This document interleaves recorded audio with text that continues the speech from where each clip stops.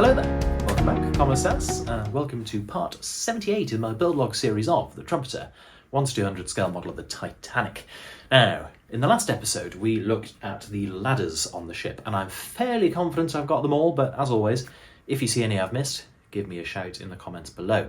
But today we are moving on to stairs, so we're gaining altitude in more simple ways now, you know.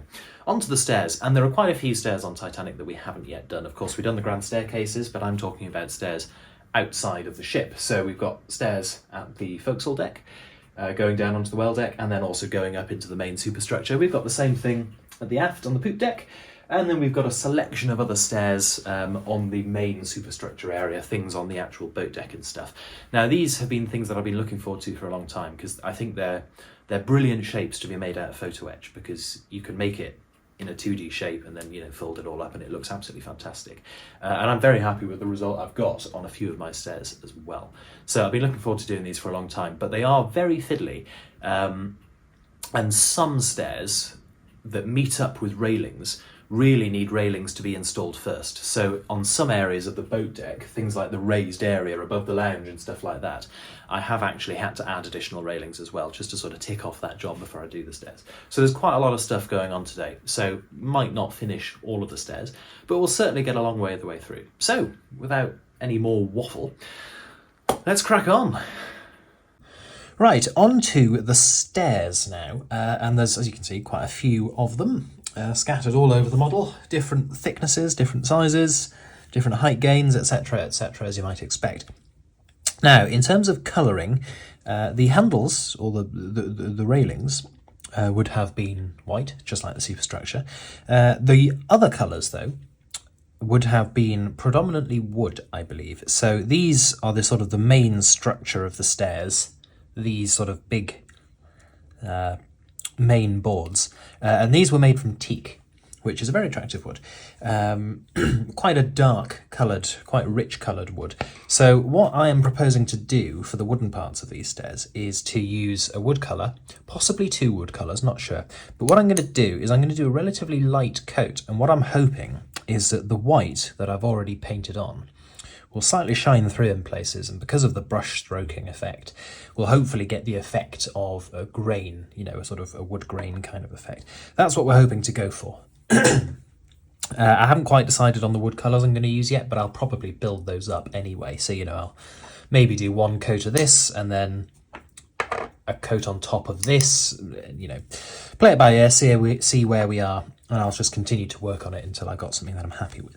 Now, the actual treads of the stairs themselves, I'm interested to get people's buy-in on this. I'm pretty confident that the actual tread themselves would have been made of wood, just like the main upstraights, and I think they'll probably have been teak as well. But, and as I say, I'm interested to get people's buy-in here, but I suspect that the tops of these stairs will probably have had some form of metallic lining. So on anything where you have a set of stairs which is used for a large amount of footfall, so, you know, for example, on an underground railway, for example, that you always see stairs and they've got metal caps on the top of them, because the amount of footfall on them would wear out pretty much any other material very quickly. So I think these steps were probably covered on the top with a metal, and I'm guessing probably brass. So what I'm proposing to do is paint the wood, and I'll do everything that was wood in wood to start with, and then on the top of the steps I'm just going to paint over the top with a layer of metallic brass colour, and hopefully what will happen is we'll get a bit of shadow in the treads of the stairs, and that will give us a nice sort of variety of colour. But that's what I'm going to try to do, just to sort of make it look like the stairs were a bit more sort of engineered and they weren't just almost a sort of sophisticated ladder. So that's the plan. We'll get on with that now under time-lapse. So let's crack on.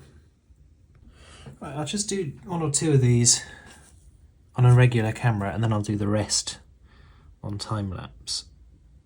And I'm not doing anything too sophisticated here, but all I'm doing... Ooh, that's a nice colour. All I'm doing is I'm just aligning my brush strokes with how I think the wood would have been orientated with grain. So brush strokes down for the long sections and brush strokes across for the treads on the stair.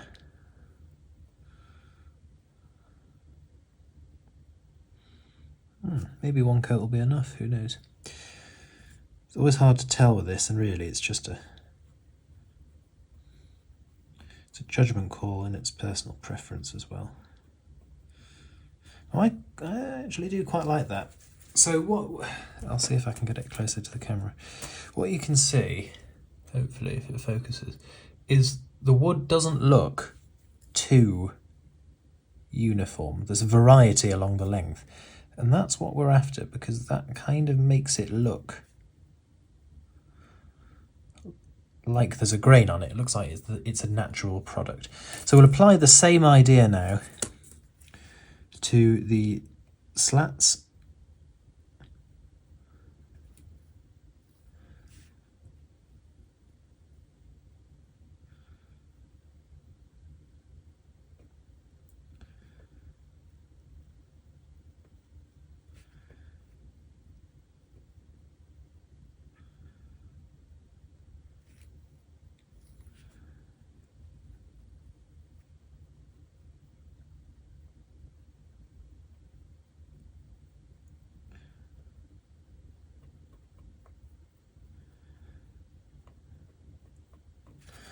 There we go. So as I've said, the slats are going to be changed in colour later.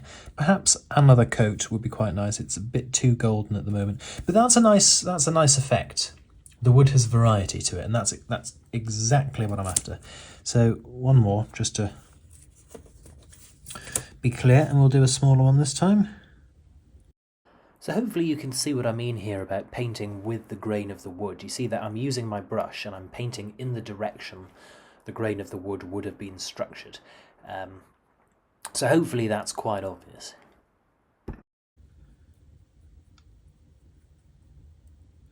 Lovely job.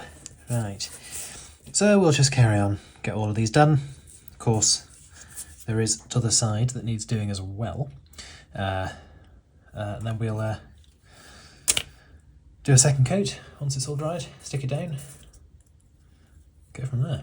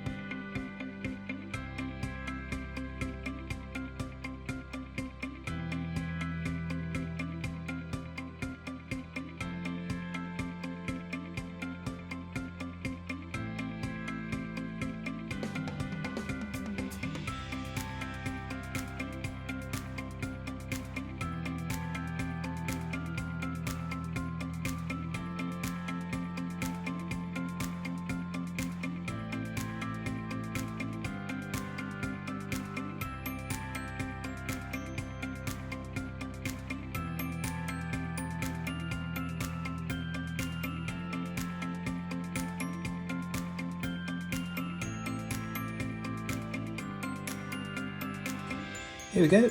As you can see, I have painted the stair treads in brass, and it's not very obvious, which is good. It's just what we want.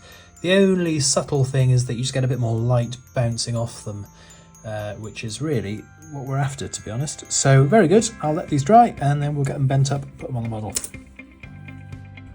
Right, stairs. These are just the most perfect shape for photo etch. This is when photo etch is absolutely brilliant. This is when photo etch comes into its own, I think, because you start with a shape like this and it becomes a shape like this with actual treads on the stairs. It's just perfect for the photo etch product. This is when photo etch is really good. So as you can see, I've made one set of stairs already. Here's the next set, which needs to be bent into shape. So for bending, the first bend is quite easy because you can use a bending jig. As always, links to this piece of kit is in the description below. And I'm just using a fairly thin piece of metal as a lever and just bending that up until we've got 90 degrees. Now the second bend is a bit trickier because of course you can't really get the right angle.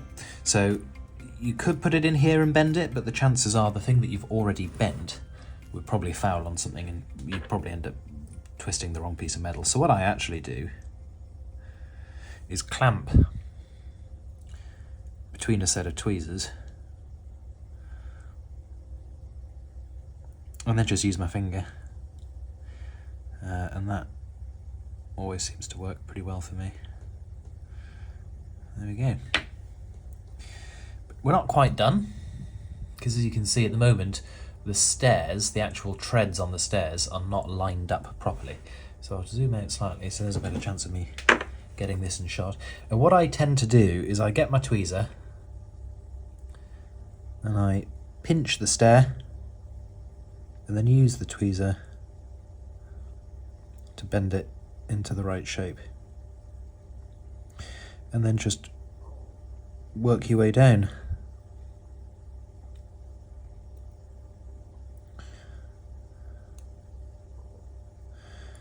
One stair at a time. And if you keep your tweezers at 90 degrees to the stairs, as you close the tweezer, that automatically sets the right sort of slant on the step.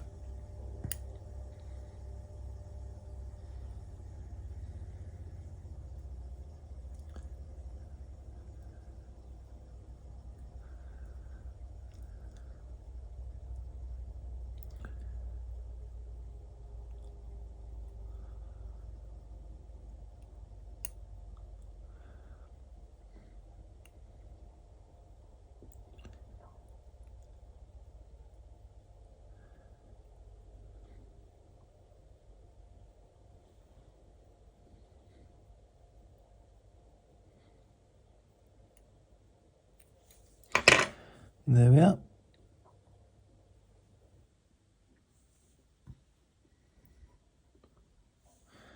Looking pretty good. Now this is just a still photo and you can see that the stairs closest to us have been glued in place. The stairs further away from us on the starboard side haven't. And you'll notice that they're not quite at the right angle yet, and that's because these stairs are not quite tall enough. And what really that's probably telling us is that there's a little bit too much height between my forecastle deck and my well deck.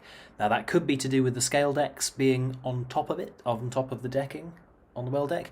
It could just be to do with the fact that I've used a bit too much glue or something like that. We're only probably talking about 1.5 mil, 2 mil. But even so, at this sort of scale and this kind of detail, it's enough to expose that issue. So the workaround is really whatever works best in that location. In this location, I found the best thing to do was simply to keep the stair at the right angle and just have the stair 1 millimetre short of its entire height gain. In other areas, I found that the best thing to do was to make the stairs slightly steeper than they would have been, but for them to get their entire height gain covered.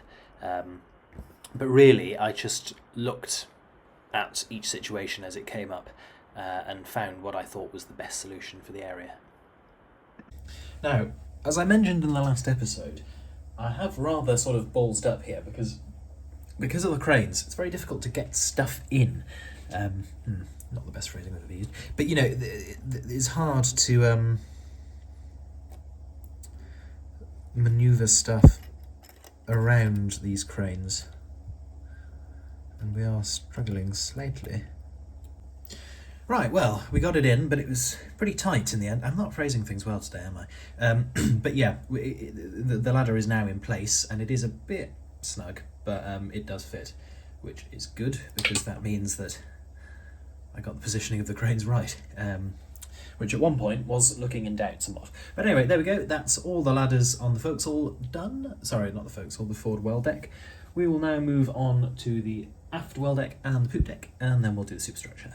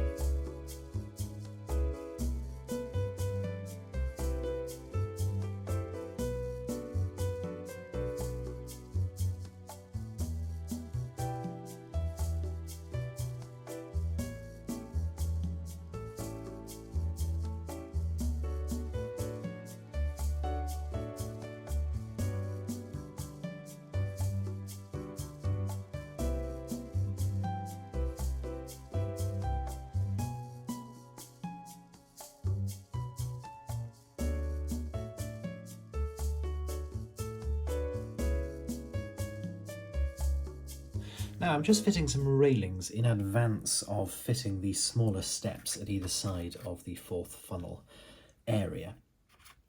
So as always with these things, what I am doing is using some blue tack to stabilise the piece while it dries, and also just, you know, to hold it in place. So nice and easy, blue tack holds the thing in, and we can just manipulate it a little bit to make sure it's as we want it. And then get some glue.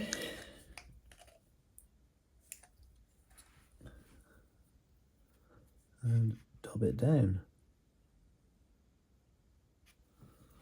And just while we've got the opportunity, before the glue sets for good, we can do a little bit more manipulation just to make sure it's as we want it. And that's it, we'll let that dry. And then we'll do the longer sections of railing along here. Now this is the same process that I've done before, but I'll show it again because why ever not. What I'm doing is I'm getting the railing and I'm just seeing where I need to apply the bend. So it's sort of halfway through. You see there's a shorter link here. It's about halfway through there on either side. That gets us the distance that we want. So to bend it, what I'm doing is I'm using a piece of brass bar because that gives me a nice radius, and then I'm just pushing down on the brass bar with my thumb, and that creates a nice radius bend. Then I can use my fingers just to manipulate it a little bit further, and there we go, a really nice crisp bend. It's very easy. I mean, with these brass bars, it does actually become quite a simple task to make what would otherwise be quite a challenging little thing quite a lot easier. So same on the other side. We've got the area that we want to have the bend centered around, and apply a little bit of pressure, and then using two fingers just to complete that 90 degrees. There we go. Lovely job. And as you can see, those railings now sit nicely. Obviously they're a bit bendy at the moment because they've just been cut out the sprue, but as you can see they sit quite nicely in pretty much the right place. So what we'll do now, I'll just check that this smaller railing is glued in, and then I will hold this in place with some blue tack blobs and apply some glue, get it stuck down. Here we go. As you can see, being held in place now by the blue tack. One thing just to make sure before you stick it down is to make sure that the blue tack isn't actually lifting it off the surface of the deck a bit, because that can happen if you're not careful. And of course then you end up with a railing sort of floating in midair, which doesn't look particularly realistic for obvious reasons. So I'm being relatively liberal with glue here because these railings are vulnerable and they, if you think about it from a mechanic's point of view, there's a very small gluing area and quite a large moment if the railing can get bent. So I tend to find overdoing the glue is the order of the day here, really. So I'll just do this corner as well because it's sitting as I want it, which is nice.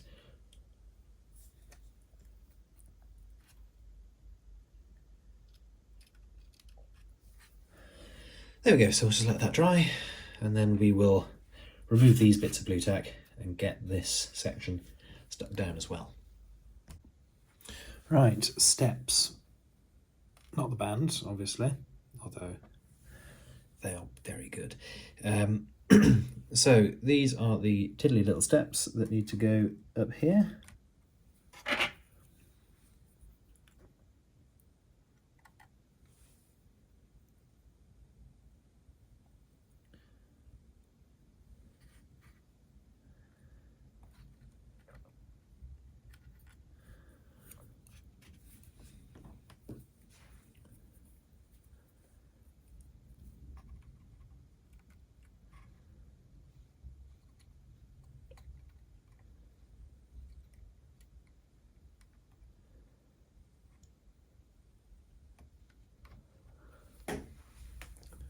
No. They're a little bit far back.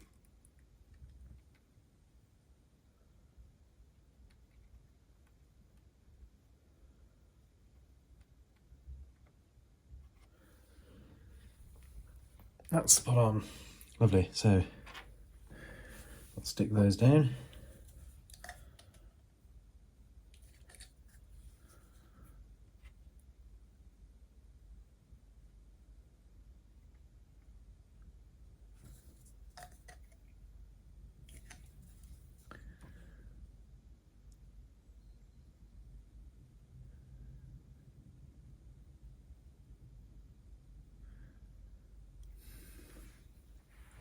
We'll let that dry naturally. Then we'll stick the bottom of the step down as well. So as with the fourth funnel base, I am just doing the railings here before I add the stairs, just so that I get the spacing right and I get the location of the stairs correct as well. Now, unfortunately, in my infinite wisdom, I forgot to hit record on the camera when I fitted this rail, which is a shame because it was quite challenging and I used some techniques that I haven't used before. So unfortunately I didn't capture that, so sorry about that. I will endeavour to record this other side, which is a similarly complex shape, although it doesn't have this sort of sweeping curve here, which of course is for the reading and writing room. So sorry about that, but we will hopefully capture the rest of the railing additions. They do look very nice, I have to say. They really do add something. Again, it's one of those things that adds a sort of sense of scale to the model. So they are very nice, but they are equally very fiddly. Right, here we go. I'm not going to show the entire thing of this because it'll end up being a 20-minute segment and no one wants that, let's be honest. But here we go. Here is the railing. And the first thing to do is I just want to place it somewhere which gives us enough width for the staircase coming down here, but equally a small enough distance that doesn't look like it's going to be a yawning chasm.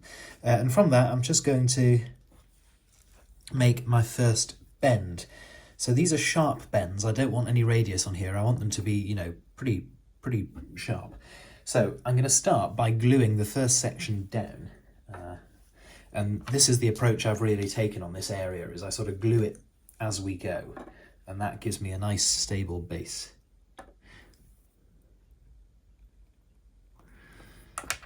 Another thing just to note is that I am being relatively heavy with my glue use. know you can't see this at the moment, so my apologies, but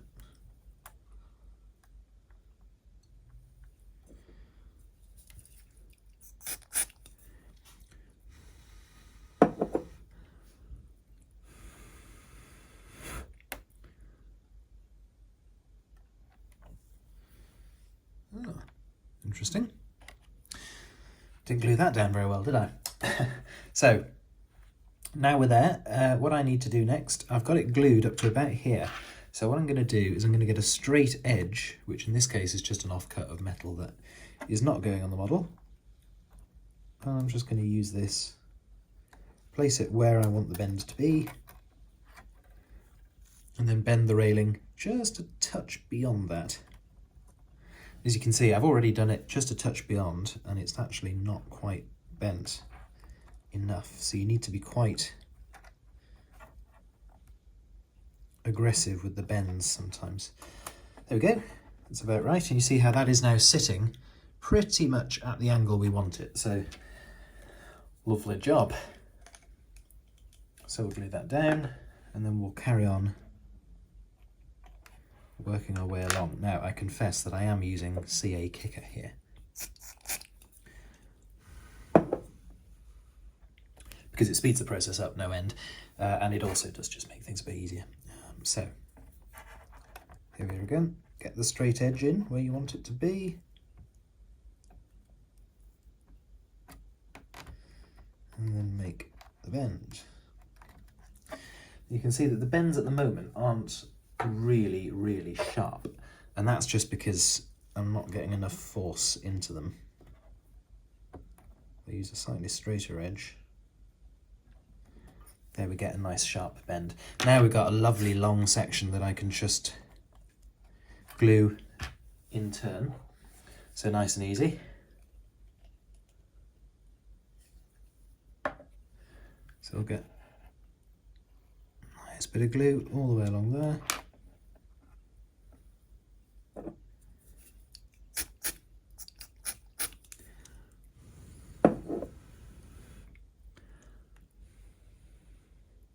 And we'll let that dry. And do the next section.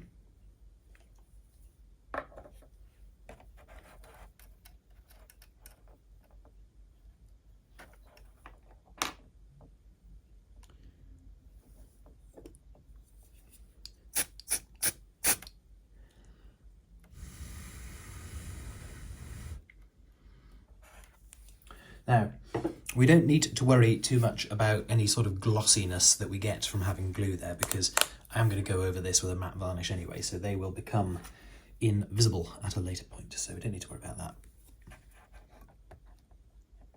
Here we are again. Once again, just making that bend. I'm actually going slightly beyond the angle that I want, because the metal will spring back slightly. There we go.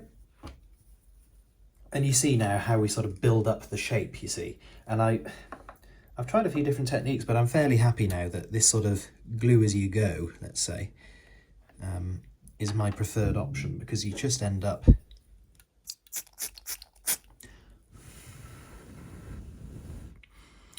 with a lot more rigid structure, because you're guaranteeing to yourself that you glued all the way along to start with.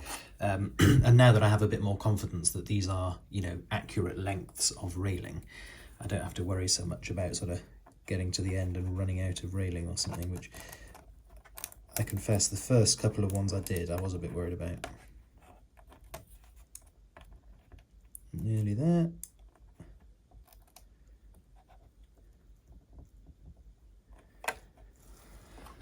Delicious.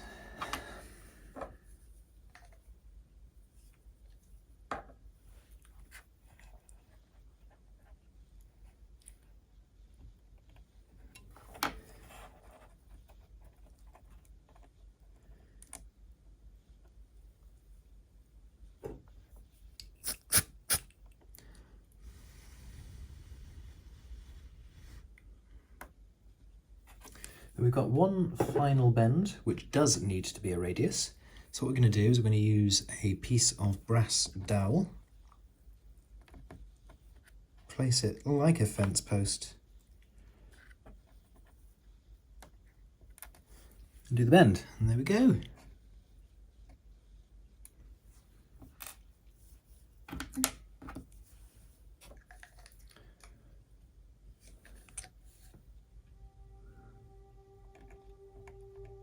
There we go.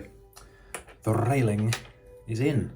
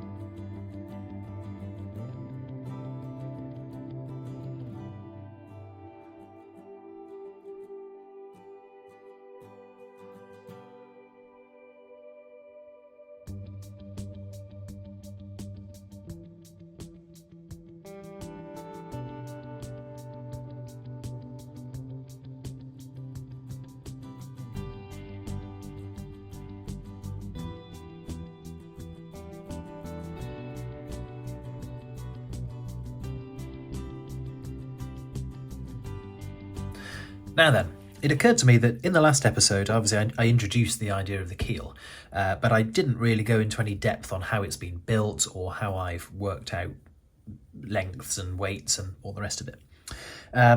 But there was a couple of reasons for that. Firstly, I forgot. Secondly, the honest truth is that I hadn't really done very much maths before. This is the original keel, and you can see that it's quite a lot longer than the one I have now. And that's because I just made it an arbitrary length just to sort of test the concept. But now I've gone away, done some maths. I've slightly changed the shape of the hydrofoil as it goes through the water, so that should be a little bit more efficient. And of course, it is notably shorter. I think I shaved off about 5 centimetres from it in the end, 50 millimetres. So this is what I hope to be the keel that will actually be used on the model. And first and most obvious thing, of course, you'll see that I've painted it green, and I've painted a very dull green. The rationale here, clearly needs a bit more paint on here, but you know, the rationale here clearly is that this colour will hopefully disguise it pretty well in the water. And of course it's also matte, and of course the reason for that is that matte reflects far less light than a gloss paint does. So again, just another little thing that will hopefully sort of thin down the amount of light that comes away from this. Hopefully makes it a bit harder to see underwater.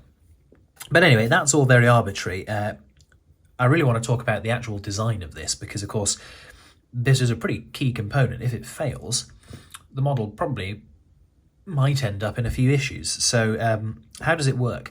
Well, the majority of the structure comes from this stainless steel bar that runs all the way through the keel and into the lead beneath. This is M8, which means it's 8mm wide bar. M8 is just a standard thread size. And as I say, this goes all the way through into the lead at the bottom. Now, it is tapped all the way down. So this isn't a clearance hole here. This metal bar is screwed into the plastic, and it's also screwed into the lead. So I've also tapped the lead. Now you'll notice that I've put some cable ties on here, which again connect the lead up into the plastic of the keel. Now really, they're not needed, because of course this metal bar taps all the way through and into the lead. They are what you'd call a belt and braces, you know. They shouldn't really have to work. But if for whatever reason the threads got stripped or anything like that, these would still be able to bear the weight of the lead. So that's the main structure. And of course, the way that this connects into the model is there is a bolt embedded in the bottom of the model's hull. There's also a washer there to spread the load, but I'll take a photo of that next time. But of course, what we do is this just simply screws up into the hull. Nice and easy. Now, in order to keep it watertight, that bolt is surrounded by rubber foam, and that just compresses as this threaded bar pulls itself into the model. That compresses the foam, and I'm going to add the same foam here. So this, again, as it gets twisted up into the hull, squashes down on this plate here, and that will compress the foam and create a watertight seal. That's something I've already tested and it worked really well. So that's about it really. That is how the keel works. Now in terms of the weight at the bottom, this is made of lead, and I cast it myself. I took some photos, so I'll put a couple of photos in, but essentially it was just a very simple sand cast. Basically you make the shape you want in some sand, casting sand, and then you pour molten metal into that and let it cool. So it's pretty crude, but really quite a fun process to do. And I mean, obviously, you know, it's a bit rough and ready, but it doesn't really need to be particularly accurate. That all this does is provide a nice heavy weight, and it certainly does that. So there we go. That is the keel. So there we go, that is the end of the video today. There are a couple more ladders to go. These are the ones right at the forward section of the superstructure that go from the boat deck down onto A deck, and then from A deck down onto B deck. So they'll be done in the next episode, but that is it for today. And as I say, really happy to have these done. I think they really, really look good in photo etch. I think it's a great material for these ladders. So I'll leave you now with some photos of the finished sections. If you've got any questions, comments, whatever, you pop them down below and I'll do my best to get back to you. If you've enjoyed this, do please like and subscribe, and I will see you in the next one. Bye bye for now.